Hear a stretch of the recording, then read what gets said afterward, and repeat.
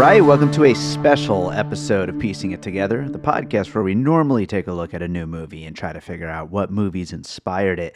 But it is the end of the decade, and we are doing a whole bunch of little bonus episodes doing lists because we love lists. I love lists. Come on, lists are great. And it is the time to look back at the decade. And so on this one, this is going to be really weird, actually, because this is not even about movies. This show is about movies. This one's not about movies. We're going to be talking about video games today. And, you know, when I first started this show, I thought that we'd do the occasional video game episode, but that hasn't exactly happened yet.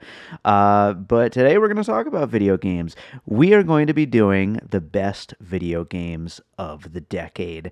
And with me is Will Hines, who hasn't been on the show in well over a year now, but he was one of the first guest co-hosts back when we first started, and he is my buddy that I talk about video games to a lot. So he, of course, is just the perfect guest to have for this thing. Now, I do want to let you know up front, this is going to be the strangest quote-unquote top 10 games of the decade list because, first of all, I do 20 games, and second of all, Will didn't even do them in any kind of an order. What he did, instead of like going, 20 from 20 to number one, he went chronologically. He went 2 games per year for a total of 20 games of the decade. I wasn't going to stop him. He wanted to do it that way. I said, hey, that sounds awesome. There's no rules here. This is a podcast. There's no rules at all. So let's do it. So we had a great time talking about all these games. We had very little crossover whatsoever. And it's a great conversation. So sit back and relax because it's a long one. And if you're a game fan, you're going to hear about a lot of games that you probably loved over this last decade. All right, so with us today, for the first time in a long, long time, we've got with us Knoxx Prime. Will, how's it going, man? It's good. I'm going good, man. Things are going all right. I'm all right. Yeah, It's cool. all right. It's cool. Well, this is going to be obviously a very different thing from what we normally do on the show. It's funny, when I first started piecing it together, I did think that we would occasionally cover video games too, because video games have inspirations, but we haven't had time for that. There's too many damn movies for us to cover. But this whole end of the decade thing seemed like a perfect time to talk about video games.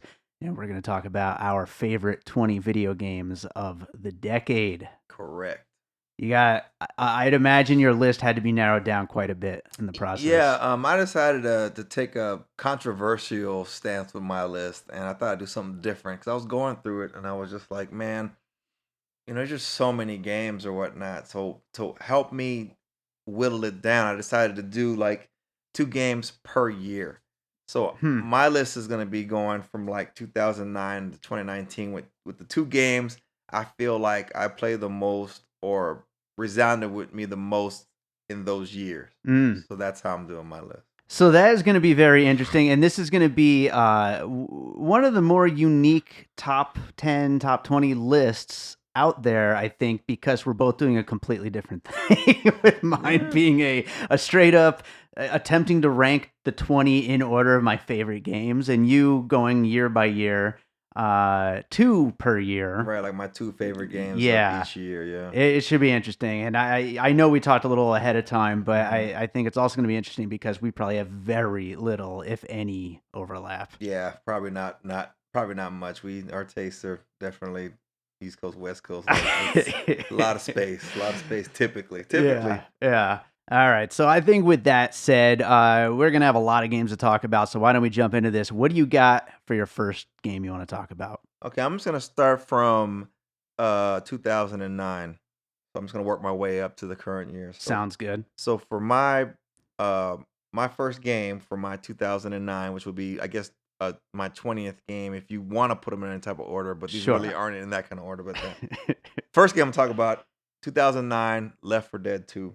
Okay. That game I wore out on the Xbox 360.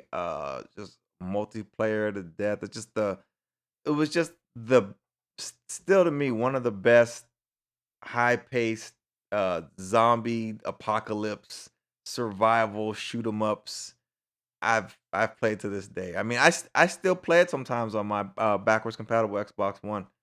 It's just great. You know, you get a couple of the homies together, say, "Hey, let's play some Left 4 Dead 2." Nope, nobody's complaining about that. Nobody complains about playing Left 4 Dead 2, even in 2019. I don't know. I might complain about it, but No, I'm.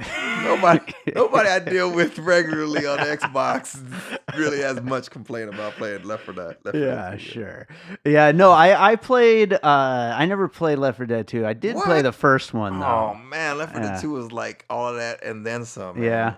Oh yeah, it's like Uh, super zombie chimichanga, man. yeah, you know me and first person shooters, multiplayer games, and zombies. All three are things that I just don't do too much of. But good pick though. I know a lot of people do love that Man, game. it's great. So I'm going to go with my number 20 pick. And like I said, mine are more in an order of preference, not year or anything like that. And I very much thought about leaving this one off and putting something from my honorable mentions, which we'll get to later, as my number 20. But I wanted to include this. We talked ahead of time about not including games that are remakes. But I don't really consider this a remake. I consider it a new spin on a classic formula. And so that's why I think it still counts. That is Tetris 99 for the Nintendo Switch, which came out just this year. And it takes the whole massive multiplayer angle or whatever the hell The it's battle called. royale Battle angle. Royale, whatever the hell they call it. You know, I don't play It's that, online games. it's the craze all these cool kids are Yeah. into. And it takes that, applies it to Tetris, and you're playing against 99 people all at the same time. And it's absolutely insane. And I just think it's a big enough twist to Tetris, which we all know how much I love Tetris. You know what? I'll allow it. You'll Man. allow it? That's fair. Yeah, That's fair. yeah, and they keep adding more modes to it, which makes me happy. And it is the most fun, unique, alteration of Tetris in a while. Yeah, I'd say like the contrast to like Tetris Effect.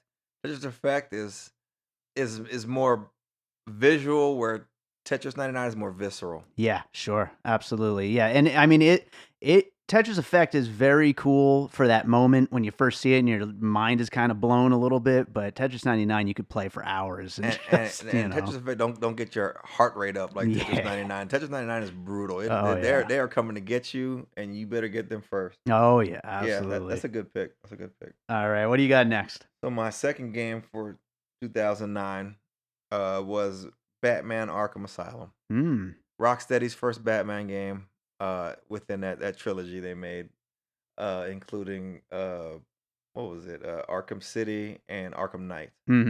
And it was just a breath of fresh air. I mean, especially as far as licensed games go, licensed uh superhero games go, I mean, we hadn't, Spider-Man just came out this year, and or was it last year? I can't remember. It's been the last couple years. And that really has set the bar again, but at the time there was no superhero game that was doing it the way Rocksteady was doing Batman. And Arkham, did you ever play Arkham Asylum?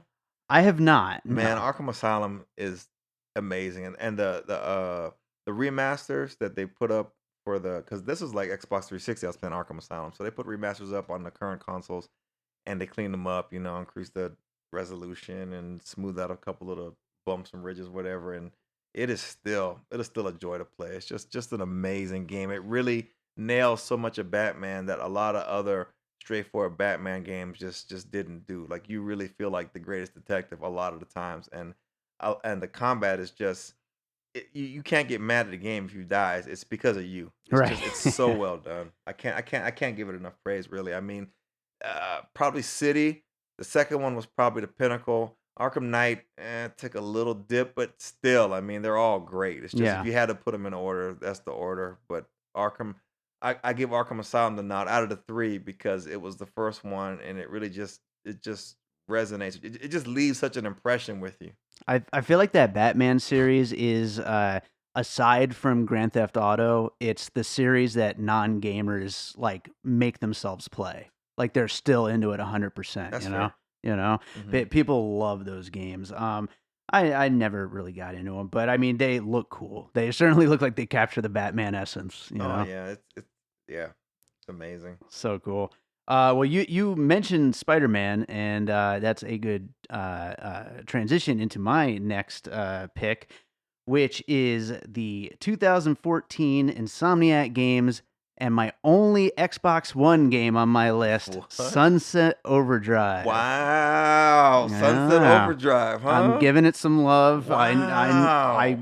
I felt bad for the poor Xbox One, which, by the way, just got disconnected forever, so I could hook in a Roku Ultra. Holy Yes, cow, this I'm guy. done with that system. Whew. But yeah, I loved this game. It's just one of the most over the top, just insane, just nonstop crazy video games I think I've ever played. I mean, not much has ever been that just constant craziness just being thrown at you, and it looked amazing. It kind of showed off what next gen could do at that moment in That's time, fair, that's fair.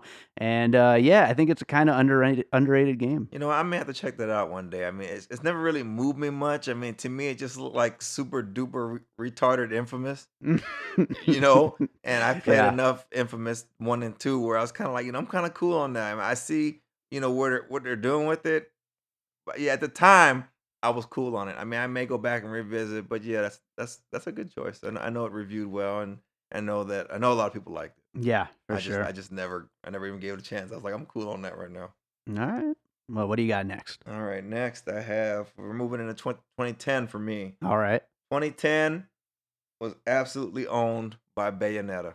Mm. Bayonetta played on Xbox 360. Oh my god, because the PS3 version was hamstrung because they hadn't figured out the cell processors yet. So that was the time when like that was when Xbox 360 really was taking that lead because the multi-platform games were just running so much better on the x86 architecture that the PowerPC, whatever it was. It was Mm. a more universal format the Xbox 360 went with, and PlayStation had their proprietary cell configuration, and it took a while for the developers to wrap their heads around it. So like early multi-platform games just they sung on the Xbox 360, and they were like struggling on a PS3. But Bayonetta on Xbox 360 was Mm. just a joy. That game, I mean, Hideki Kayama, he basically headed he created the what's the Dante Devil May Cry franchise. Right, right, So right. then he branched off. They did Clover, and then they went on to Platinum Games. Mm.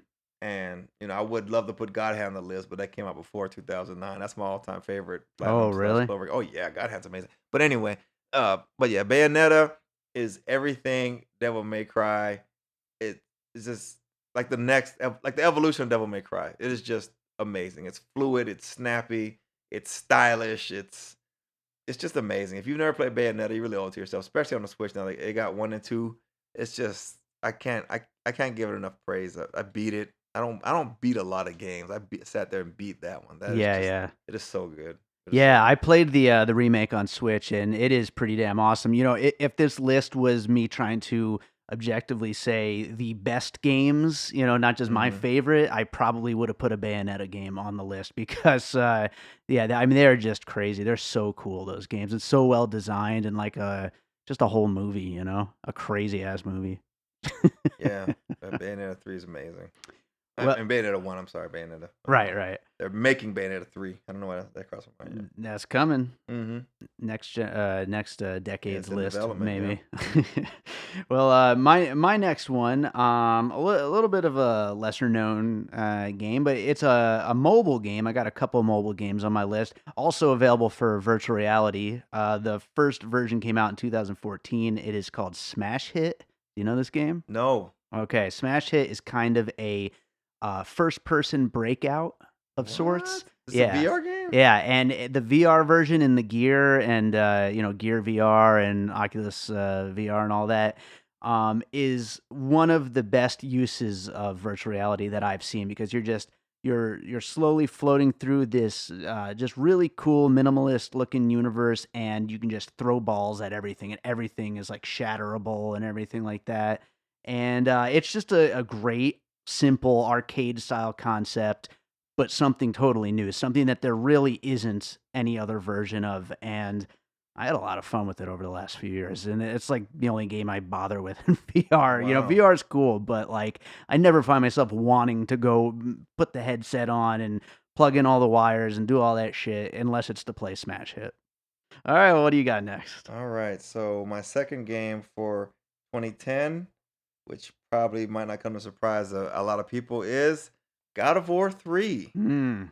God of War 3. Funny story. God of War, I got into God of War late, admittedly. I played through the God of War 1 and 2 collection for PS3. I was going through nursing school back in like 2009, 2010, and that was my guilty pleasure when I'm trying to de-stress. I just was working through the God of War game. So I was a little late to that boat, but I got into it and I was like, this is great. Yeah, wow, I see what the fuss is about, 1 Mm. and 2. So then 3 hit and I jumped right on that. And man, talk about a tour de force. What a swan song for as far as capping off that trilogy. God of War 3 was just everything bigger, badder, and better, and everything that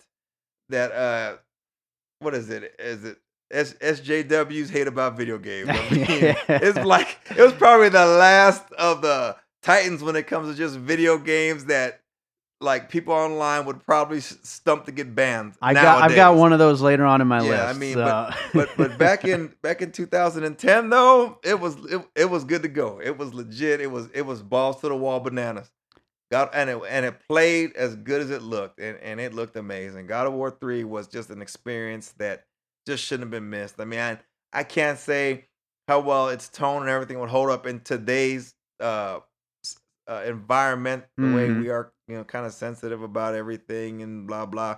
But man, as far as just being a gamer's game, Yeah. that's a gamer's game. That game, God of War 3 is the jam. Hell yeah. God of War 3, was that PS3 and That was then PS3. yeah, okay, that was Yeah, definitely like the high end of PS3 right, that games. was like Yeah. the one of the swan songs of the Yeah, for PS3. Like sure. by then they figured out how to really dial in the how to make the hardware sing. Yeah. And that game was, I mean, that game was practically a next gen game because the PS3 had enough juice in it to where you could program it that well if you knew what you were doing. And by Yeah, the end yeah. of it, they were really like that's why a lot of the games that uh it got ported to PS3. It was tough to port because of the architecture it was developed on, but once it Mm. got ported, it fit right in just fine with very minimal update to it. That's how much they were making the PS3 sing at the end of its life cycle, Sure, sure. especially the internal devs, like the first party devs. Oh yeah, they were like your Naughty Dogs and whatnot. They were putting out stuff on the PS3 that was just rivaling PC games at the time. Yeah, yeah. I'm actually kind of surprised I didn't have God of War 3 on my list. Yeah, I'm kind So of I'm glad surprised too, you man. brought it up. Yeah, wow. Well, you're gonna be surprised with my next pick, I think. Okay. I don't think you'll expect me to say this one, but it's a 2013 originally is when it first came out, and then it's been on a bunch of platforms since then. But Towerfall. Wow. Yeah, Yeah. I played that for the first time at your place. Right. Yeah, and Yeah. I mean, I think that is quite possibly the best just new arcade game. You know what I mean? Of this decade, a new simplistic arcade game that you Okay. just get Simplistic. friends together and just play the game. You Right. know, 'Cause I was gonna say because Killer Queen is up there too as far as I best art. haven't played that yet. I heard It's good things about it's it. not. It's definitely. It's a little more. Definitely a lot more in depth, more complex than Hmm. Towerfall. But as far as just pure arcadey reflex Yeah, going at exactly. it, yeah, it's tough to beat. Yeah, like last decade would have been Geometry Wars. This Absolutely. decade, Towerfall. You know. Hmm. Yeah, Towerfall's amazing. Yeah, so To much this fun. day, So much fun. I got the Switch port. I don't play it much, but I got it off GP. Yeah, yeah, for sure. All right, what do you got next? I'm in 2011 now, and I'm going with Super Mario 3D Land for the 3DS All for right. one of my picks. I was really impressed with that. At this point, you're coming off of Mario Galaxy 1 and 2, and those were great games. And for the 3DS to get something like Super Mario 3D Land, Mm-hmm. it was familiar, but it was fresh at the same time. And they put so much effort into making like all the stages just so different from the other. And I know that the Wii U got a port or a version of Super Mario 3D Land. Sure. Yeah. And I just for the life of me, I can't figure out why Nintendo hasn't ported it to the Switch yet. It Yeah. just makes zero sense because I feel like it's a game a lot of people missed.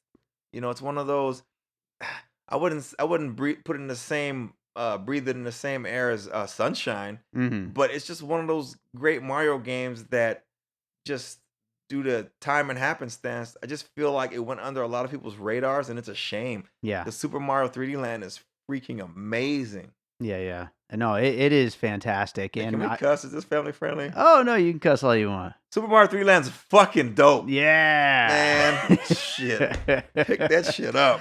I love you. You didn't cuss at all during God of War, but during Super Mario, oh yeah. yeah. You know, it's all about knowing your audience. You know? Yeah, no, I love Super Mario 3D Land, and there will be plenty of Mario as we get up my list. That might be it for me. that might be as far as my Mario gets. All right. Well, my next one is one that I honestly couldn't even believe was this decade. I thought for sure it was like 2007 or something like that. That's Portal 2. Yeah, well, you know why? Because Portal 1 was last decade, and Portal 2 almost, I mean, it brought some new things to the table, but it really felt more like an expansion pack. It totally did. But for what it brought as far as an expansion pack, it just brought so many new things that it definitely justified the 2 at the end of it. Yeah, sure. But I mean, by then, you know, Portal 1 was just such a it was a lot, you know. It was a big. It took a lot of mind share for gamers when it came out and left such an impression. At Portal 2, it just feel like the same game, but Portal 2 really just took it and ran with the concept. Hell yeah! I mean, it goes so deep into just the puzzles of it, and like just making it into something that's just a real freaking mind bender. Yeah. You know, it's so cool. I mean. I'm sure we're probably coming up on next decade. We'll get a third one finally. I mean, it's been about time. Yeah, that's probably what'll happen. Man, you better have a bucket nearby. That's going. Better have a nice big empty room to play that in. I would do that. What do you got next? My second for 2011 this is probably out of left field, but Shadows of the Dam by Grasshopper Manufacture, Suda51. I played on my 360. You know, he's an avant-garde video game producer, director, whatever. Goichi Tsuda. He's a enigma in the industry, and a lot of times his flash is more than a substance, but this one really came together nicely. Like, he always has great concepts and great ideas and just wonderful vision, but sometimes just the games are really clunky and they don't come together like all as well as they should have. And this one, it had some of his trademark clunkiness, but it was more charming in this respect. It didn't hamper you, or it didn't like cause you any frustration when you were playing the game like some of his games can do. And it was just amazing. Shadows of the Damned. God, it's been so long. I can't even tell you who the main character is. I just know it's this like, I think it's like this Hispanic guy, and he's going to hell to try to get back his girlfriend's soul or something. I can't remember. And he has this demon that helps him, and it turns into a motorcycle. It's some he was tripping off of some shit and just made this shit. It's wild shit, but it works. Those games, I seriously, I've never played any of his games, Really? but they all look so weird. Man, not even No More Heroes? Nah, never played. Man, I wore No More Heroes out on the Wii. No More Heroes is great. I know people love those games, and they always seem so cool, but they always seem like, I was always, whenever that one would come out, I'd see it, and I'd be at a moment in time where I'm like, I don't have time for this. You know? I can't get into it. I always try to make time for Goichi. As long as the review's halfway decent, I'm there for Suda51, man. Yeah. His stuff is he just takes risks that a lot of developers and whatnot he's like a poor man's Kojima, as far as just willing to take risks for his vision. Yeah. And don't really care about things. And a lot of times it doesn't work out that great. But this one time for Shadows of the Damned, it worked out amazing. It's a great game. It's a great game. Well, for my next one on my list, I'm up to number 15. I honestly, we all know how much I love Metroidvanias, and I could have filled this list with like half a dozen of them, but I tried to like narrow it down to only a couple on this list.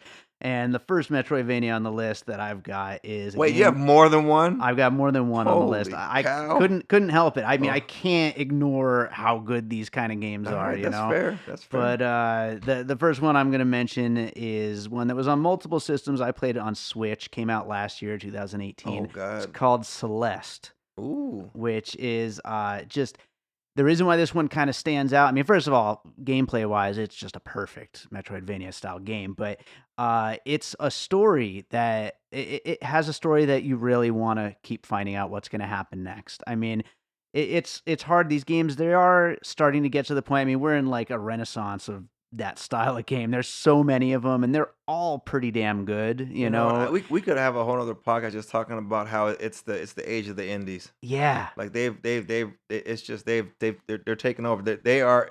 We're coming into like a new golden age, Especially with and the the indies are Switch. spearheading it. Yeah. And the Switch is like the spearhead of this thing. You know, like PS4 is doing pretty good for me, Xbox is doing, but the Switch is like the haven Oh, hell for yeah. indies, and they're just thriving over there. And I'm so glad. I mean, we're recording this. It was just Black Friday, Cyber Monday, and I read that Switch was like the big winner of that whole weekend, and that makes me happy because I know that means even more indies are on the way. You know, I've been singing the praises of indies for years. You know that. So good. But yeah, tons of these games, and I'll mention a couple more in my my honorable mentions later. But yeah, let's continue on to your dabbled next with one. Celeste a little bit. I played it. I played it just enough to know what you're talking about. It's a great game. The controls are tight. Yeah. The story is very intriguing. It's a great game. I should play it more. It's one of those games that I should play more, and I know that. Well, I don't know, but I know I should. You got enough to play. Man, it's a shame. All right. So yeah, what's up next for you? So I'm in 2012 now, according to my list, and what took up a lot of my time in 2012 was Borderlands 2. Borderlands 2. I mean, I played Borderlands 1 pretty good. You know, Borderlands 2 was just too much. It was just they just really upped the ante in just the most bananas ass way, and it just really took it to the next level. And it's still the best. I still would play Borderlands 2 or Borderlands 3. I have Borderlands 3. I like Borderlands 3, but I haven't played it nowhere near as much as I played Borderlands 2. Right. Oh man, Borderlands 2 was amazing. Amazing. It was cool. It was. And just the way Borderlands 2 is probably the closest thing we'll get to like a 3D Diablo. As far as just loot everywhere and every little thing, you can min-max your setup with your guns and your shields and how you want to regen your health and regen your shields or amplify your attack powers, this and that with your special. It's just, as far as tweaking goes and just the amount of loot that's always falling down you go through, it's the closest we'll get to a 3D Diablo, first person Diablo, gun based. Yeah. Like real talk. I remember that is the highest praise I can give it. When that game first came out, I was like, you know what? I'm going to be a real gamer right now. I'm going to get this game and I'm going to play this game. And even that's though saying a lot for Dave, because Dave don't do FPS. Exactly, I don't. That's saying a whole lot. And is this on your list? No, it's not. Oh. But I played it all day the day I got it, and I loved it, and then I never touched it again. but Dave does this. This is not unusual. Yeah, it's one of those. It's one of those. The fact that FPS held his attention for a whole day speaks volumes. Okay? Absolutely. It's not a dig, Gearbox. It's that's a damn compliment. Okay? It's so true. You got to consider the source. It's so true. Well, speaking of first-person shooters that held my attention, yeah, next one on my list is a first-person shooter. And I also mentioned when you were talking about God of War that I had something that wouldn't fly nowadays anymore. Oh God, don't tell me. You know it. I know. Don't say it. It didn't fly in 2011 either, but I loved it. I know what this is. It's a game called Bulletstorm. I knew it. I knew you was gonna be Bulletstorm. Bulletstorm, okay, is the most juvenile, ridiculous game, and I got dinged a lot because of that. But it is perfect gameplay. The way you can string together regular old first-person shooter shooting with the whole whip thing and the kick thing and Bulletstorm is the high school boys' locker room of first-person shooters. It sure is, and it's perfect. And I mean that in the best way possible. I will stand by this game until my deathbed. You know what? I almost put that game on my list. Bulletstorm, so good. You know what? And it's so sad because like so many people like have ripped on it, or they just didn't get it, or they just. I don't know why people don't like it. Bulletstorm is great. It is. Bulletstorm is great. It's like a damn freaking amusement park of carnage. It is. It's so good. It's the game that like a modern day Duke Nukem should have been. Right. You know? And it's funny that they stuck him in there. Yeah, they so did. that worked out perfectly. Yeah, I still need to play that remake. I that's a game like it was free on PS Plus. I know. I think did you get it? I think I did. Yeah, man. Yeah, it's another game we need to play. Yeah, I know, right? Add it to the list.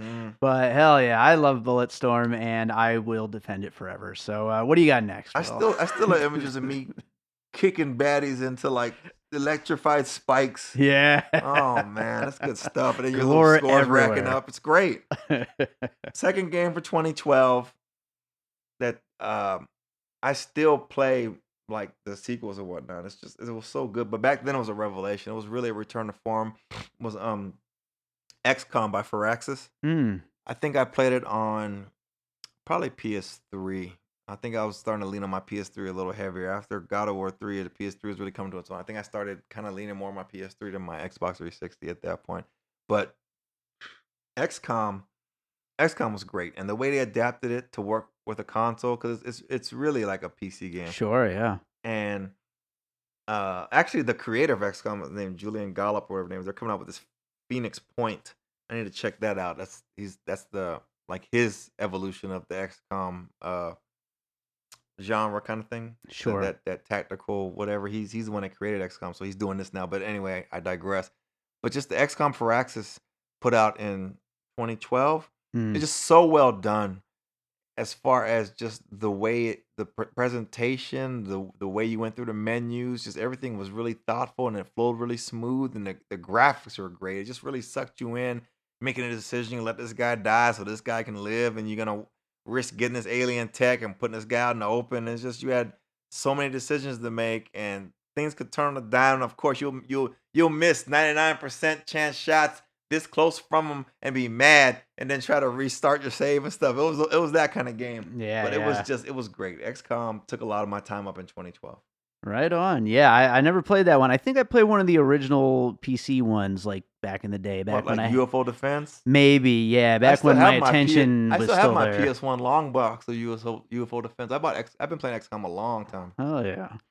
Well, I think this is my last Metroidvania on the list. So you only have two? Yeah, I only have two because I think I saved the rest of them for honorable mentions. Oh, okay. But yeah, next one, Shovel Knight. Oh, I think you played that one, didn't you? Yeah. We talked about that before. Yeah. But yeah, Shovel Knight. I didn't play it as much as I should have, but I played it. Been on a lot of systems. I think 2014 was the first version of it. But I mean, it's a pretty much perfect game from beginning to end. And then the Switch version added so much extra content and everything like that. And he's just become one of the better known characters of indie gaming. You know. Yeah. He actually stands out. That's one thing about indie games, as great as they are. Yeah, I mean, as great as indie games are, most of the characters you never really think about, but Shovel Knight is a character. Yep. He's a hero. Yeah, he is. He got a shovel. Yeah. You made it when you got your own amiibo. That's all I got to say about that. That's right. All right, what do you got? I'm breaking into 2013 now. All right. And a game that consumed me in 2013. Probably the next game I'm going to mention really consumed me, but this one really, really, really captured my heart. And it was Metal Gear Rising Revengeance. It was the platinum developed. Notice I said platinum. Platinum developed Metal Gear game, which was more action based. It was, if you want to call it anything, you could say it was kind of like Devil May Cry Bayonetta, but with Metal Gear in the Metal Gear world. So you're running around as Raiden, who everybody knows in Metal Gear Solid 2, Sons of the Patriots, or whatever that one was called. You end up playing him. It's not a spoiler now, but you end up playing him, but you think you were playing Snake for a while, but end up being Raiden. Anyway, Raiden gets all butchered or whatever, for whatever reason, I can't remember. So he's like half cyborg now. So he's this badass ninja cyborg now, and he's running around just hacking people up with this sword and cutting shit in half. He got this plasma sword, and he's just wrecking on shit. And it's fast paced and it's fluid, and the combat's amazing. Fast paced. I mean, the story's bananas, but that's probably Kojima wrote the story, so you expect that. And it's probably the only Metal Gear I played where the cutscenes aren't longer than the actual game. That's nice. Yeah, that's refreshing. So But it's just a great game. I still play it sometimes. I boot it up sometimes. It's on backwards compatibility for Xbox One X. I played it on my Xbox 360. That's where I really got the most mileage out of it on. And I actually beat that game. I don't beat a lot of games. I beat that game. That game it's so well done. It's so fast paced and so well done, and the combat's just amazing. The set pieces are great too. I can't say enough good about that game. If you haven't played Metal Gear Solid Revengeance, you really should. It's a good game. You don't even have to be in a Metal Gear to play it. You don't need to have like a super intense knowledge of Metal Gear to get a lot out of that game. I was gonna say that that drop in and go bananas. It's great. It sounds like a Metal Gear I could even get into. Right, possibly. you could. It really dispenses with a lot of the formality and just gets to the brass tacks. You're just kicking your ass kicking cyborg, fucking wrecking, man. It's great. God, that game's good. Love it. Well, I'm gonna go for number 12 with the first tie on my list. I have 2 ties. Couldn't help it. Okay, and this is also one that's also gonna be a little bit obscure. Well, I should say 2. It's gonna be a little bit obscure. There are 2 mobile games from the same developer, Luca Redwood. The first one came out in 2010. Second one in 2015. They're called 1 Million and You Must Build a Boat. Yep, I have no frame of reference for this. All right. These are match 3 style puzzle games, but very, very different. It's the best puzzle RPG outside of Puzzle Quest. Is there mobile? They're mobile games. Okay, I need to make a note of this. Yeah, they are. I have actually replayed these games multiple times. That's how good they are. And I do not replay games. We're lucky if we play games. Yeah, seriously. I have replayed these games multiple times from beginning to end. They are the perfect, like, pick up and play, like, quick round after round and then just put it back down version of the matching jewels puzzle game kind of thing. And it's just perfect role-playing elements, perfect story elements. It's great. Kind of like a Puzzle Quest sort of? Yeah, very much so, but different from Puzzle Quest. It's a different matching mechanic, different RPG leveling mechanic. Very much simplified, very much fast-paced, much faster pace. Okay. But so good. I very much urge people to check them out. You can find 1 Million is like 99 cents a lot of the times on and then the newer one, You Must Build a Boat, it's usually like $2.99 or something. But all right, check them out. I'm gonna check them out. Awesome. All right, what's next for you? Let me see. Oh, this was the other thing that took a lot of my time in 2013. This is the game that managed to keep my Vita on my hip. This is the game that gave my PS Vita relevance for me in 2013, and that was Vanillaware's Dragon Crown. I remember you used to love that game. Man, that game is amazing. Now, it was sort of a spiritual sequel to, I think, The Princess Crown. It was a Saturn game. Yeah. And this was like his original vision, and so he finally got the gumption up or investing or whatever happened. He was finally able to make this game to the way he wanted to make it, and he put it out. And it was on a PS3, and it had like a cross save where you could play it on your PS3, and then I could transfer like the save to the PS Vita. So I bought both freaking versions. Okay, I had the PS3 version and I had the Vita version. I actually preferred the Vita version because of the touchscreen on the Vita. Certain functions, it streamlined the way you play the game. But basically, the game is basically like, if you all remember that old Capcom arcade Dungeons and Dragons game, I forget, it had a long title. There was 2 of them. But it was more like the second one. It had that long title. I can't remember it. It's like a 90s arcade game. I know exactly what you're talking about. I forget. It had like this. It was Dungeons and Dragons, Advanced Dungeons and Dragons. It had this title. But anyway, it's like that. So you pick your classic character. You level up with experience. Then you go like this shop. You can like you can learn. You can buy like new secret moves. And then you're finding all this loot with like new axes if you're like an Amazon, or sword if you're a soldier, and all kinds of like accessories that boost your stats, this and that, and and it's just, the art is just gorgeous.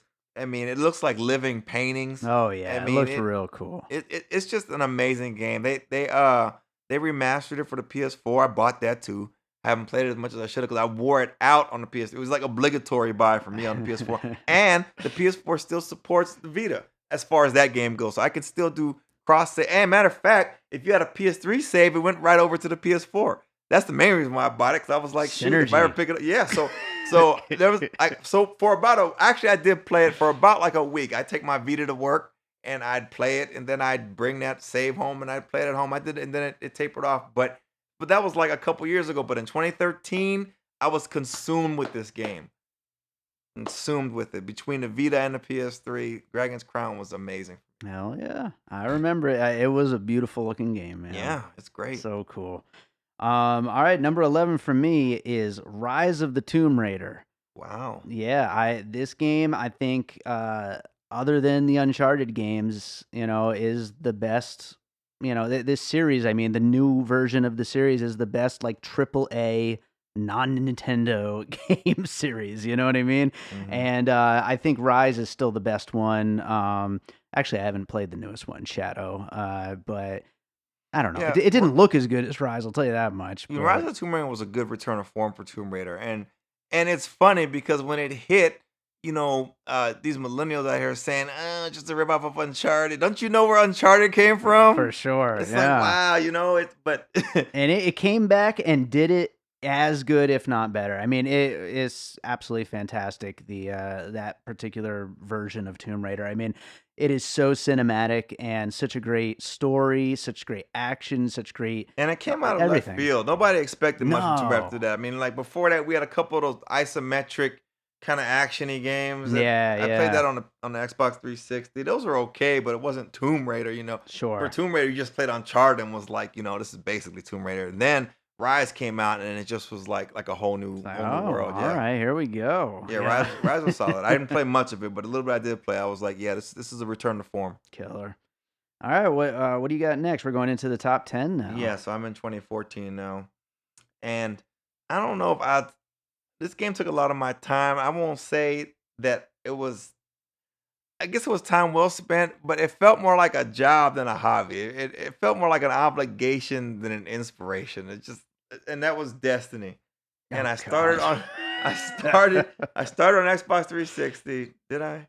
No, that was always PlayStation exclusive. Was it? Yeah. No, because they had like a thing where at first it came out because they came out on the legacy consoles as well, and then eventually they only started updating on the new ones. Right. But I think. No. I started on the PS4. I started on the PS4. Yeah.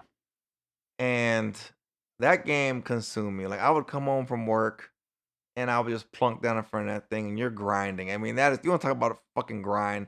You're just grinding. You're grinding for power. You're grinding for armor. You're grinding. You got to grind this mission so you can get this part so then you can grind this other mission. And eventually you grind enough of this shit and you can turn this shit into that shit. And then you might get this gun and hopefully you get the fucking statue on it. If not, maybe you can re-roll that or you can grind some more of this. But the game itself wasn't really that fun. But what was fun about it was playing with all the homies and everybody had voice chat. So it became kind of like an interactive voice chat game. Like it was less about the game and more about just talking shit. Like an interactive voice chat is what it was like for me. So I'd come home, shoot the shit with the buzz while we're shooting the shit in the game. And, where people dying, we're laughing at them. People doing this. Okay, we see that. It's just everybody's reacting to everything. And that was cool. And it kept you engaged enough to keep playing this game because the game itself was kind of a slog. Nobody's going to really argue with me about that. I mean, it had its moments of brilliance, but it was kind of a slog for what they wanted you to do for what you were trying to get.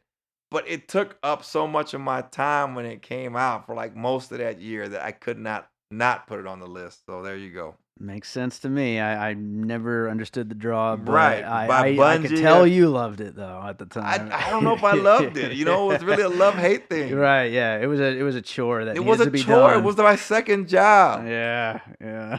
Oh man. Oh man. Well, all right. So into my top 10, and of course yours isn't really in order, but so starting to get to my absolute favorites here. Well, that one would be 20. Yeah, for sure.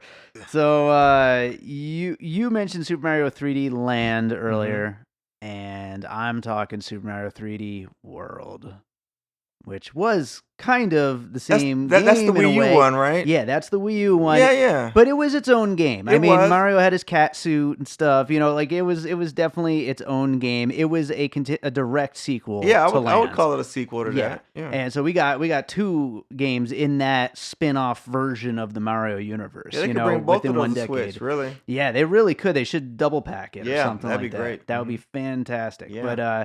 But like you were saying about Land being kind of a forgotten, classic in the Mario, Wii U is super criminally underlooked. Yeah, The absolutely. world is super criminally underlooked. I think if you were to like go online and look at the games that people actually want a Switch remake of, this is probably at the top. This and of course Sunshine, which we all want. Yeah. Yeah. I'd say World probably beats out Land because people had more access to a 3DS than they did a Wii U. Sure. So I'm pretty sure just by default, 3D Land had more exposure than World, and that is a fucking crying shame. Sure is. Yeah, I have World as well, and Hell yeah. it's great. It's so good. So what do you got next? Okay, I guess this is what number 9 Sure. on my list. So this is the second game for 2014, and of course, once again, you're gonna see the theme here. My favorite developers, Platinum, put out Bayonetta 2 on the Wii U, and I showed up for that because god damn it, it's Platinum and it's Bayonetta. Goes without saying, it's just everything you liked about Bayonetta, but even more. That's probably the best way I could put it. It's just Bayonetta turned up. Hell yeah. And the coldest part is they turned it up under Nintendo's watch. Nintendo financed this project. See, a lot of people are salty because, why can't we get Bayonetta 2 on other platforms? Because Nintendo freaking financed the game, you fucks. So, of course, it's going to be a Nintendo exclusive. They paid for it. They bankrolled that bitch, okay? So, by goddamn, you can get it on Switch now. You can. So, everybody has a Switch, so what you bitching for? Go play Bayonetta 2. Shit. That's all I got. Play Bayonetta 2, goddammit. Love it. Oh, man. Well, my number 9 is my most recent game on my list because I just beat it like 2 weeks ago. And you probably know what that means. It's Luigi's Mansion 3. Oh, boy. I fucking love this game. It is perfect. I almost put it much higher on the list, but I was like, realistically, I got to put some of these other games that are a little more tried and true, to stand the test of time. But Luigi's Mansion 3 is freaking perfect. It's so much fun, the gameplay. It's the best version of Luigi's Mansion. I have to agree. Yeah, and I mean, it's so funny. Like, this is one of the most funny games I've ever played. And that there's not a lot of games you can really call that funny, and I love that about it. You know what? It's really Luigi's Mansion was always more of I always dug the concept more than the game. Right. Beginning with the GameCube ones and even the 3DS version of it. It was more like, oh, that's cool. It's Luigi's Mansion on this thing. That's all right. It's kind of more like a novelty. Sure. But I actually have Luigi Mansion 3, and I have played it. Not as much as Dave has, but I've played it a good deal. And I do plan on playing it some more. And I will say that as far as engagement and as far as really just fucking dialing it all the way in, Luigi's Mansion 3 is like everything Luigi Mansion is supposed to have been from RIP. It's yeah. It is the perfect incarnation of Luigi's Mansion and should not be missed. If you're a Switch owner, you gotta play Luigi Mansion 3. It's super solid. It's great. So much fun. It's good. All right, what do you got up next? Next, where am I? Okay. Now I'm in 2015. And this is the only mobile game I have on the list. Oh, okay. I got to give a shout to my boy, Justin Massengill. He put me onto this game. I played it on iOS. It is Downwell. Oh, yeah. Now, since then, they've had ports. also have it on my PS4, and I also have it on my Switch now. And it's great. And especially if you have a flip grip, you can throw it into Tate mode, whatever, where it's vertical orientation with the physical controls. That's, to me, the Switch version in Tate mode, either on a TV or on a flip grip vertical in your hands, is the definitive version of Downwell because you have your tactile controls and stuff. But even on the phone, you only have 3 things to worry about: left, right, and your little shooty boots. And shooty boots. Yeah, it's funny. I forget, was it Devolver? They made like a parody game of Downwell and called it Shooty Boots. It's fucking great. But yeah, so you're this guy and you're basically just going down this well, going deeper and deeper into some sort of subterranean shit. And you're going down this well, so it's like a vertical scroller, but you're going down instead of up, and you're falling, but you can break your fall with your shooty boots. And so it's like, depending on what kind of shooty boots you have, it's like depends on how many shots you have and how high they bounce you up and how much attack power they have beneath you. And then you have some enemies that are armored or have spikies or whatever, and birds flying around and stuff. It's really engaging for an action mobile game on a touch screen. I'm amazed. Especially back then, I was amazed at how engaging it was. Like it didn't. it's one of the few touchscreen action games where I didn't feel encumbered by the fact it's a touchscreen only. I wasn't like lamenting the lack of buttons, which I typically do with Sure. anything outside of a turn-based game or a slot machine game or like a puzzle game. Right. An action game, I don't really do that on mobile platform. But this, it's brilliant in its simplicity. It's just so well done. Downwell, if you haven't played Downwell, you need to. If you have, then you know what the hell I'm talking about. It's great. Hell yeah. I never fully got into it, but maybe now with that flip grip you just gave me before you got over here, There you go. maybe I'm going to get into it on the Switch. I hope Yeah. so, because it I seemed just really fun. I just blessed Dave with a flip grip for Christmas. he gonna see what the fuss is about now. That's right. Well, that was actually a really interesting setup for my next piece, because you're talking about This has been happening a lot today. I know. I love when that happens. But Yeah. you're talking about mobile games and the lack of real controls and how that can really hurt a game on Yeah. mobile. Mhm. But this one might come as a surprise. But in 2014, a game launched for mobile that shouldn't work. And yet it is the one game I've probably played more than anything I know in what this this is. entire decade. And if it's what I think it is, you're right. That game worked pretty good as well. If it is what I think it is. It's called Trials Frontier. This is not what I thought it was. Okay, no, you're not on the same page. I was with this thinking one. What were you more thinking? Infinity Sword. Or what was that game called? Was it Infinity Blade? Oh, Infinity. That's a fun game. That's yeah, really that cool. game worked well on mobile. Yeah, but no, okay. Trials Frontier. Now, the Trials series. Oh, you talking about the motorcycle game? Motorcycle games, yeah. Really? The Trials series, by all means, should only work with the force feedback triggers and all that Yes. stuff on a Yes. console. But I think the game is so much more fun on the touchscreen version that has been out for Android and iOS since 2014. Are you serious? I play this game almost daily. Are you serious? For about 6 years now. It's perfect. It's got the perfect amount of like a little bit of RPG progression, going on, where you have to, level up your character and your bike and all that stuff, and the daily challenges and all that shit, and then the leaderboards, and there's so much to it, and it's so simple. But the way the controls are handled with the touchscreen controls, I mean, they really just found the perfect way to pull it off. And that is something that's not easy to say when it comes to mobile games coming from a console. And, kudos to Ubisoft or whatever the, smaller developer under them it is that made it. Shocked. But yeah, I love this game. And actually, And Trials I like Fusion, Trials. Fusion, the new version on the next gen consoles, I wanted to like it so much. Oh. It's too much. Like, I can't keep track of the bike from the background. It's like I feel like I'm 80 years old trying to play Trials Fusion. You talking about like the newest one or the one that came out that was like future looking? The newest one. I thought wasn't the newest. I thought the newest one was newest one. I heard is better than the last one. I was all future looking. That's what they say, but I can't get into it. It's like they've gone to a point where I can't play anymore.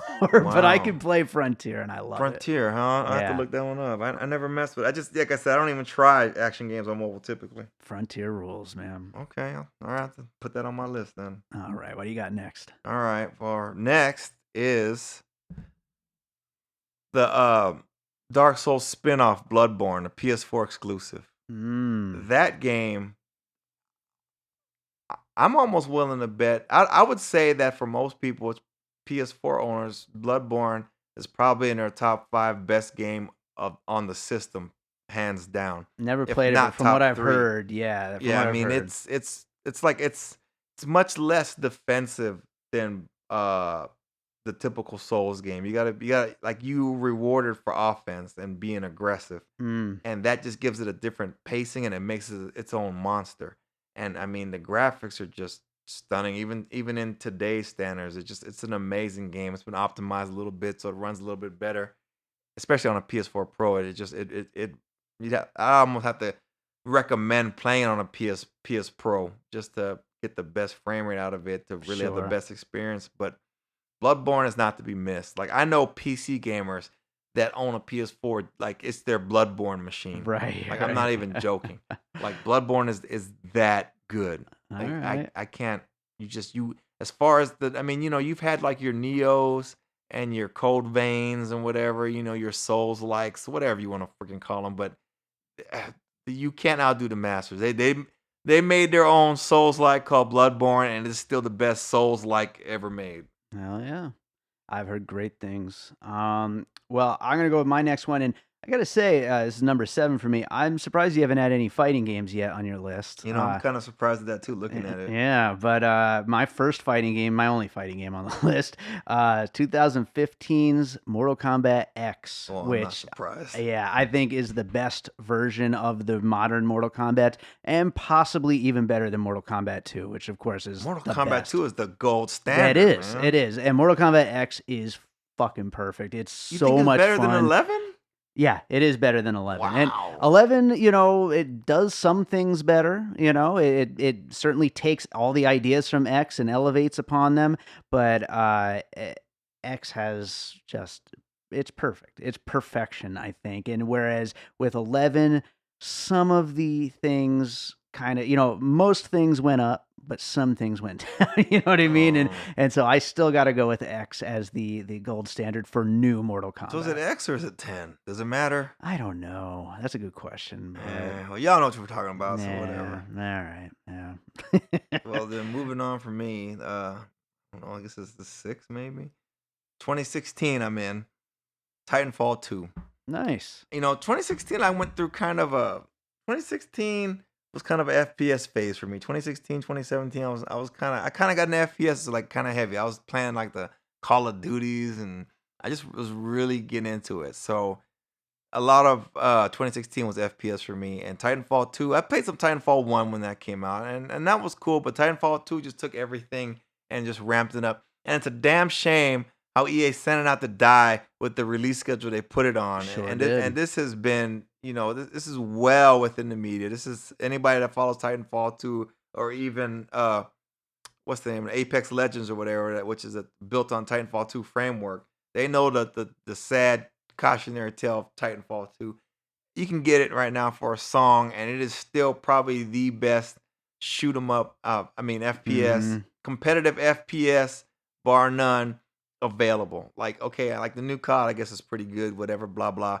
And but Titanfall 2, as far as the value of it today, you can't go wrong with it. I mean, you're jumping out of these big ass robots. I mean, the mobility of it is stupid. So much Just fun. it's so fast paced and it's so well done. It's so good. And you can get like the super complete edition for like $7 on a good day. Like to this day, if I will still play if I got a hankering to shoot somebody in the face, I'll put on Titanfall 2 before I put on anything else. Hell yeah. Well, it was almost on my list. And the thing you didn't mention is that the big addition, at least for me, was a single player mode, a Right. story mode. And you know what? And the single player, while you're on that, single player mode of Titanfall 2 is storied. Yeah. It is like it is revered. It is regarded as probably one of the best FPS single player story modes ever fashioned. It is the first person shooter I have beaten since Bulletstorm in 2011. Wow. So Folks, that's saying a whole lot right there there. you go. You can't give it any more praise than Played that. through a whole first person shooter 2 in 1 decade. So I'm gonna move on to my next That's one. just icing on the cake that the story mode is that good. Oh yeah, that's true. So this is another one kind of like Portal. I couldn't believe was this decade. But it is 2010's Super Mario Galaxy 2 on the Wii. Yeah. Mm-hmm. That's That's an honorable mention for me. Yeah, right on. Yeah, I mean, I prefer 2D Mario games generally speaking, but it's amazing. It's so much fun. It's so inventive and unique, and just they did so many new and exciting things with it, and it's so much fun. I beat Mario Galaxy 1 and 2 was kind of like more of the same. Mm-hmm. So it's not a bad thing. It's just it didn't like enwrap me the way Mario Galaxy 1 did. It was cool, but I just didn't play as much as I played 1 Yeah, because it's just like the luster was already kind of I've seen this before kind of thing. yeah. But definitely was a vast improvement over 1 technically and gameplay wise and everything. It's just a great game. It's Hell really yeah. good. Well, we're up to our final 5. What do you got for number 5, Will? Oh, well, continuing the FPS theme that I was in 2016, my zone, I got to give the nod to 2016 Doom. 2016 Doom is a masterclass in like arcade paced FPS. Mm. It's just for them to have distilled the essence of what Doom is and not really lose much in the translation to a modern day FPS is remarkable. It is so good and it is so visceral and fast paced and the multiplayer is just it's multiplayer is like I don't know it's like getting on DOS and playing Quake almost like back in It has to be like if the it's late gonna have 80s. the Doom name, Oh yeah, it's amazing how they distilled the essence of what Doom is and grafted it onto a modern FPS to where you play it and it feels like Doom. Yeah. You know, like Doom 3, it kind of didn't feel like Doom. It was kind of like too slow paced, kind of too uh claustrophobic, you know, kind of jump scary. It just didn't really rub some people, didn't rub them all the right way. Nobody's complaining about Doom. Yeah. 2016 reboot Doom. Doom to this day is just great. Doom Eternal comes out next year, what, March? So you still got time and you can get Doom now. If you don't get it on a Switch, you know, you got that Switch tax, you can get it on Doom on PS4 or anywhere else, probably on Steam for like probably 10, $15, I think it probably. was a free PS Plus game for a little while Was too. it? I mean, well, I already owned it Uh, by then. yeah, I have it on Switch. It's fun. Yeah, I wish I got into it as much as other people did because every once in a while it's good to get into a first person shooter. But yeah, I mean it is fun though. It definitely does Doom right. you know, That's there's for some days sure. I sit around and I tell myself, you know, I should play Doom. 9 times out of 10, I don't. But the fact that I even thought about it is saying a lot for me for this Yeah. game. Hell yeah. Well, my number 5, getting into my top 5. This is one you've heard me rave about before. It is 2013's was the original. It's been on almost every platform now. It was originally on 3DS. And it is called SteamWorld Dig. Ooh, wow. You know how much I love this game. Yeah, he loves this game. Yeah, it's a cross between. I guess I said there was no more Metroidvanias, but it is kind of a Metroidvania in a way. Kind of. But it's a cross between that and Mr. Driller. Really. Yeah, that's fair. And it is. I love this game, and the sequel is pretty much just as good. I considered making it like a tie of the two, but I mean it's pretty much it's more of the same, and it's pretty much exactly as good, if I not. got on a SteamWorld Dig for a minute. It is good. It does suck you in. I don't know what took me out of it, but for the time I spent with it, I really enjoyed it. So much fun and so much perfect progression. And I guess you could even say as a little bit roguelike in a way, and I hate roguelike. I love roguelike. I do not like that whole thing that's popped up in the last 10, 20 years. I don't get it. I know you love that whole thing. Great. But that is one game where I guess it just kind of makes sense to the way they've built the whole thing, and it just works for me, But yeah, I love that game so much. All right. Well, I'm in 2017 now, so I got to give Alright. the nod to Nier Automata. I guess it's Automata, however you want to say that. Oh, I know what you're talking about. yeah. Yeah, okay. Yeah. You know, that game is it's I don't know if it's underrated or just underappreciated or just I don't know what it is. Just it's a lot to it. You know, Yoko Taro, he's the designer behind it, a real eccentric guy. And you know, the first Nier or the first couple Niers, whatever they were, you know, they were okay received. You know, they were solid, they were cool, but it wasn't nothing groundbreaking. This just took everything to another level. Plus, it always helps when it's developed by Platinum Games. There it goes. Let me tell you, you slap Platinum Games on a box of poop, I'm gonna buy it. That's just I know Platinum Games, there's gonna be some merit to it. It is an amazing game. It's a great action game. The story is it sneaks up on you. It really it's thought provoking. That's where Yako Taro shines between that and his character designs. But just the framework provided by Platinum, just the way the game plays, how it it combines like so many genres. Like 1 minute it's kind of a hack and slash, the next minute it can be kind of turn based, the next minute it can be like a shmup, like a bullet hell shmup. Sure. But it all works. That's the crazy part. It all works. None of it's jarring. It all just works, and you got your character progression, the story beats, the way you upgrade your character and whatnot. It's all just very engaging. It's just a great game. Oh It's a yeah. great game. It needs to be experienced. It always looked super cool, and maybe I'll finally get to it one Man, of these you days. need to. It really is. It's just worth your time. So number 4 for me is the newest game in the Mario series, Super Mario Odyssey. Really? 2017 Nintendo Switch. If for no other reason, and I mean, don't get me wrong, this game beginning to end is so much fun, but if for no other reason, did you play this yet? No. God damn it, Will. I know, man. Well, if for no other reason, the New Donk City Festival scene, because this game is kind of cinematic in a way. When Are you it talking gets about to the certain scene moments. with Pauline? It's a whole thing where they're like, come on, you got to come. We're doing the festival, and you get to this festival thing. And I mean, I don't want to spoil Right, it, don't spoil it. But yeah, I'm just gonna say for anyone who grew up playing Super Mario games, I think it lasts maybe 5 minutes or so of actual playing. It's not cinematic. Like you're playing through what feels like a cinematic. It's just the most joyous, nostalgic thing that you'll ever play. Are you fucking serious? It's crazy. It celebrates what it is to be a fan of Super Mario. Okay, all right. And so you need to get to that level and at least experience that, because how far is that into the game, approximate? Would you say? it's not too far. I think it's like the third world or something Okay, like all that. right. Okay, Third, all right. fourth world. So, yeah, please get around to that one All these right, days. okay. All right, you twisted my arm on that. So much fun. I guess one of those games I feel bad that I haven't played. Right, I know. Well, I have another one of those coming up on the list, but Oh, we'll get to that God. when we get to it. So, Okay, so what's up next my for you? second game, 2017, which is kind of left field for some people probably, but for me, I just loved it. It was Next Machina by Housemarque for PS4. I don't even think I know this. This is the one. It's like super duper ultra mega Robotron. Okay. It's just all the freaking all the voxels, all the what's them effects? The Particles? Yeah, all the particle Yeah, effects, yeah. all the voxels.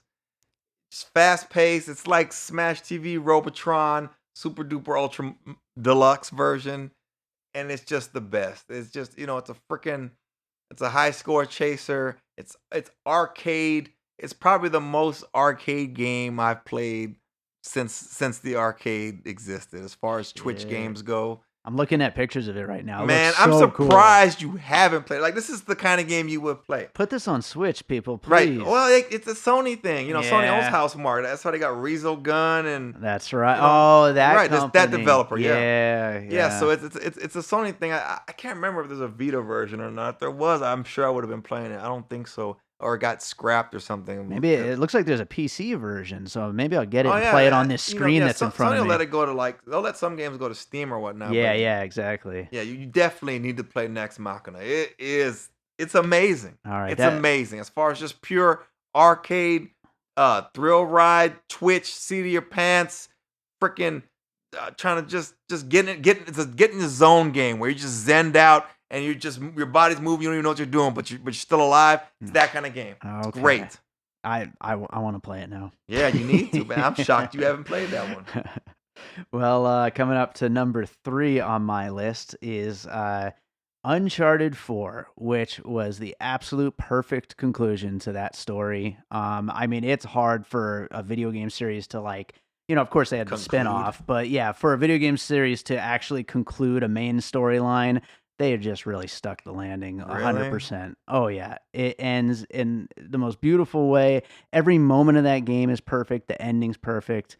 And let's hope they leave it that way and do something else. Right. More spin-offs and stuff like that are fine, but keep the Nathan Drake story where it's at, Fair. But yeah, the best, honestly, the best non-Nintendo AAA type game, as far as I'm concerned.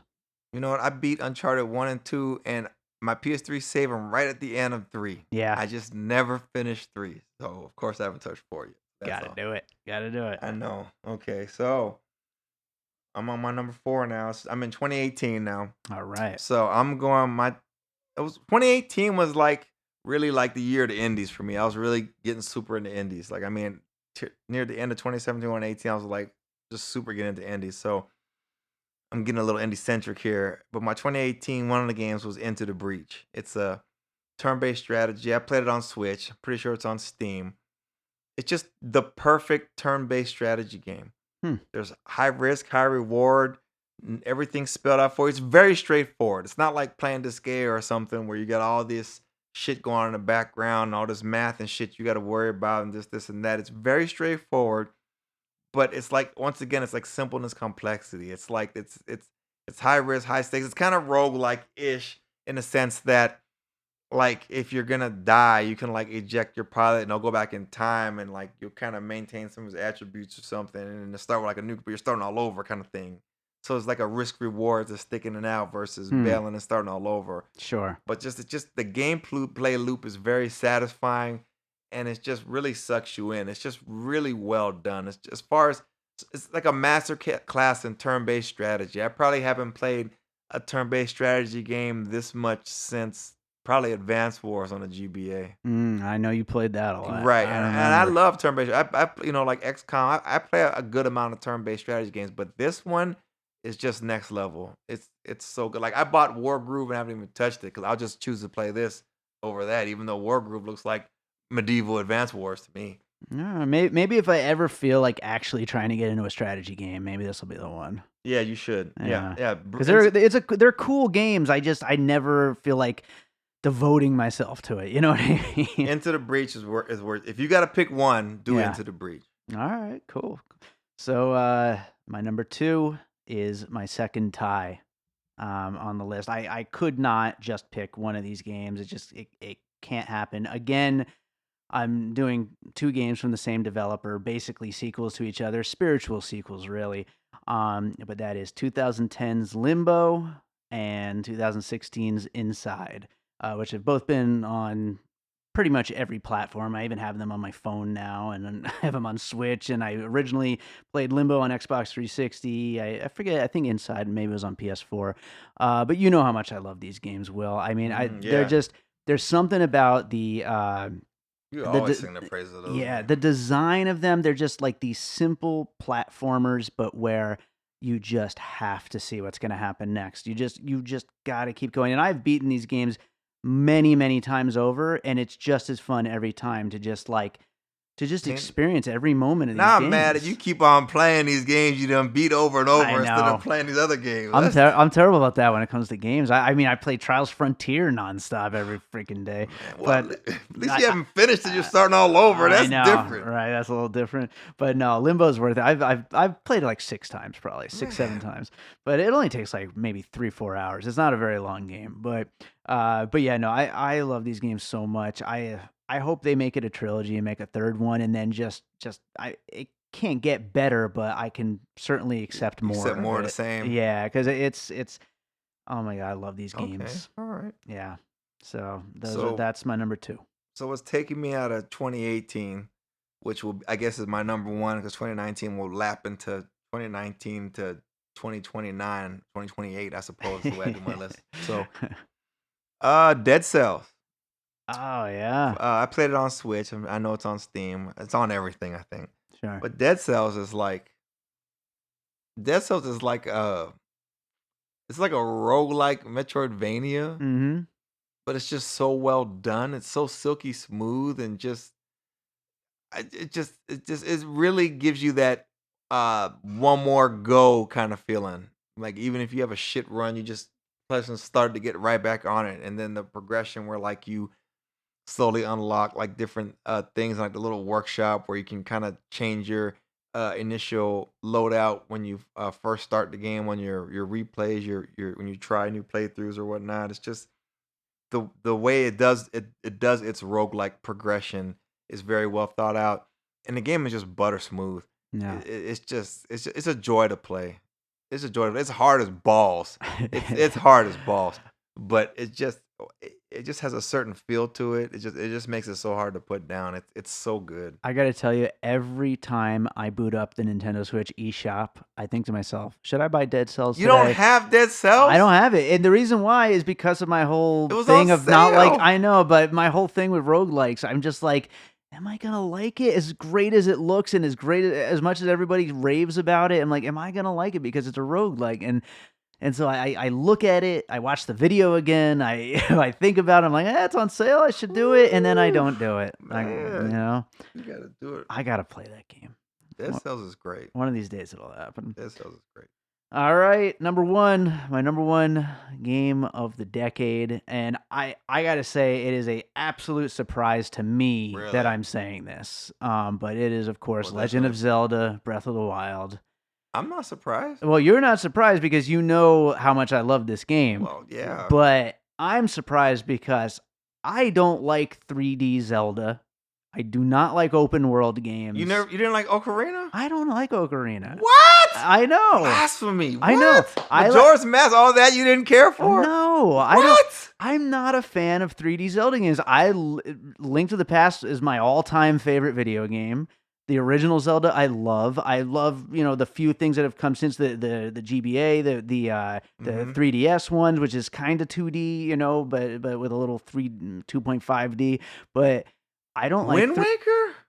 Wind Waker is my favorite up until now of the 3D Zeldas. Okay, all right. Yeah. All right, that's fair. That was the one I right. got the most into until I got to the point where I wasn't sure which island I needed to go to, and I was just sailing back and forth for like 2 straight days of my Okay, that's life, and I fair. was like, fuck it, I'm not playing this game anymore. I'll allow that. So, Okay. yeah, they're chores to me, 3D Zelda games. They And really this- streamlined it in the Wii U version. Yeah, that's what I've heard, but I should replay it. But yeah, no, Breath of the Wild though, it's everything I don't like in games, and then it just it's perfect. And it may, if I ever actually make myself replay this game. You beat it? Oh yeah, I beat it. I beat it with 24% completion, Wow. but I beat it though. Okay. But if I ever replay this game, I will then be ready to say it's now my new favorite Zelda game, which of course makes it my favorite game, period. You know what? Because Link to the Past is my favorite game. I don't even have it yet.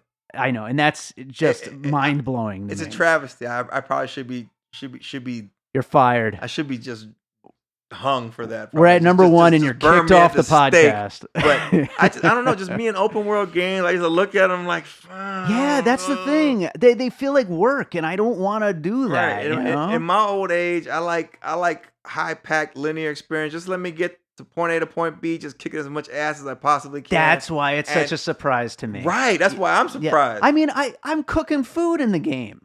Can you imagine me cooking food in a video game? I can't imagine. I don't cook food in real life. That's what I'm saying. That's my point. I was gonna say I can't imagine you cooking food at all. Really, but yeah, that's saying a lot. Yeah, no, it's pure perfection and beautiful, and it's. I mean, Nintendo. I cannot believe how well they put that game. They knocked together. it out of the park. I know it's good, and I kick myself every time. I should have bought it on GP this last Black Friday sale. Yeah. I did not. Maybe if it's still on sale tonight, maybe I will, because it's something I know I need to play. I just can't make myself play it because I see open world. I'm just like, yeah, you're gonna do it. You're gonna love it. I know man. it. I know it.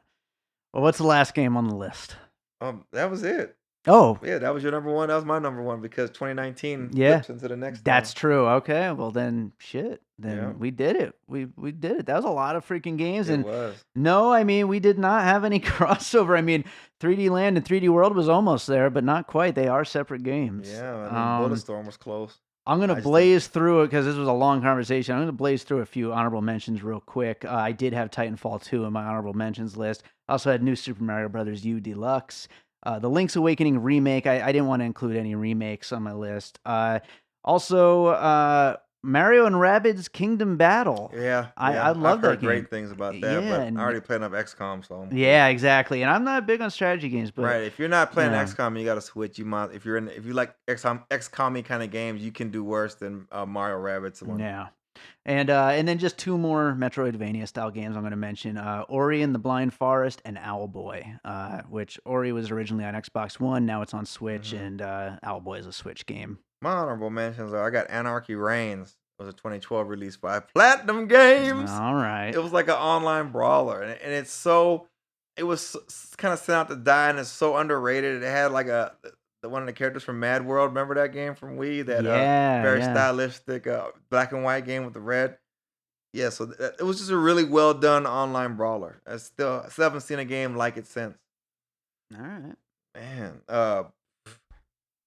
dude, I can't think of nothing else off the top. If it comes to me, I'll let you know. We still got to do our fucking guilty. Yeah. Guilty as So charged. that's how we'll close this thing out. We obviously we played a lot of games over this decade, Yeah. clearly, but I'll let you go first on this. What are 3 games that you didn't get to play that you feel bad that you never got around to? Here's the bad part: is I own these games. I bought these games, and I still have yet to boot them. I just bought them and never played them. And that's Horizon Zero Dawn, PS4 exclusive. I know it's amazing. It's like a streamlined Monster Hunter sort of kind of thing. It's like Breath of the Wild, really. Kind of, yeah, that too. It ticks all the boxes, but I've yet to even boot it up. Yep. Persona 5. I love the Shimagami Tensei games. Shimagami Tensei. I almost fucked it up. I played the shit out of Persona 3, Persona 3 Fez.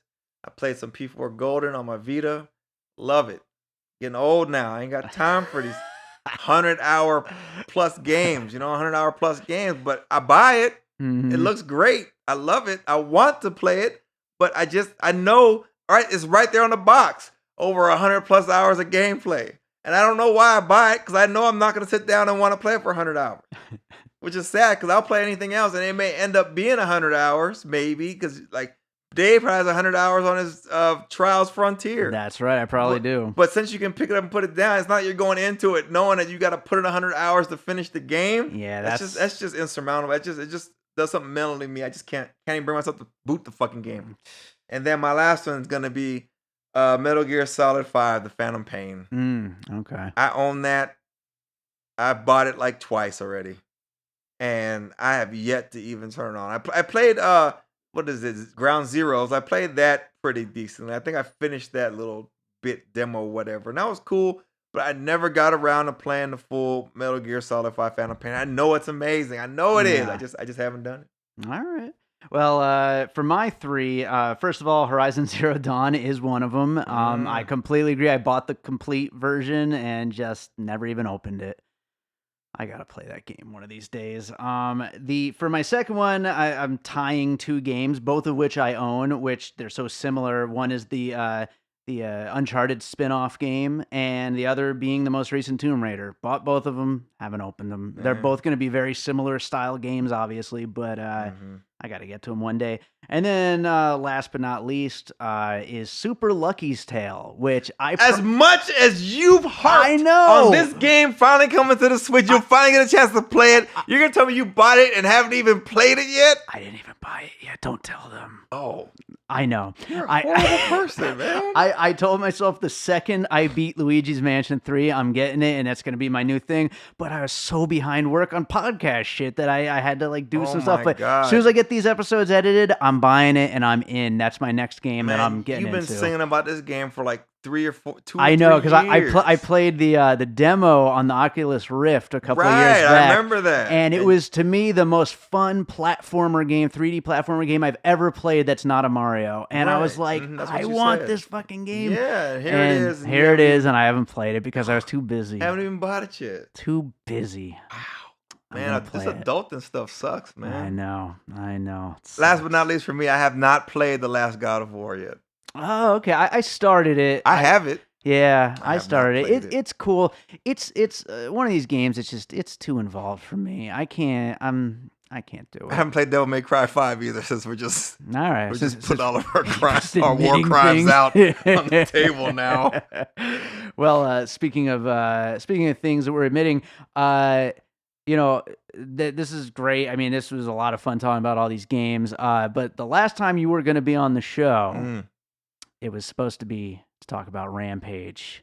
Since we're talking video games, Rampage is a video game movie. Will, did you ever get around to watching Rampage? I did watch it. I watched it with my girlfriend. I enjoyed it. All right. For what they did with it, I thought what they did with it was probably the best they could do with it. Yeah. Like, I really had no complaints. I love that fucking movie. It's so stupid, but it's so much fun. I think it's quite possibly the best video game movie because I would put it up there. Distills the fun of the game. It's like it didn't take itself too seriously. It covered all the bases, and it was just a good time. Like it knew what its source material was, and it just kind of tongue in cheek the whole way, and it was cool. I was cool with it. All right, look at that. We knocked out the top 20 video games of the decade and our Rampage episode in one. So perfect. All right. Well, Will, Thanks for being here. Thanks for having me. Let's go play some Money Puzzle Exchange. Y'all know about that Money Puzzle Exchanger, boy. That's a rivalry that goes back at least a good decade or two.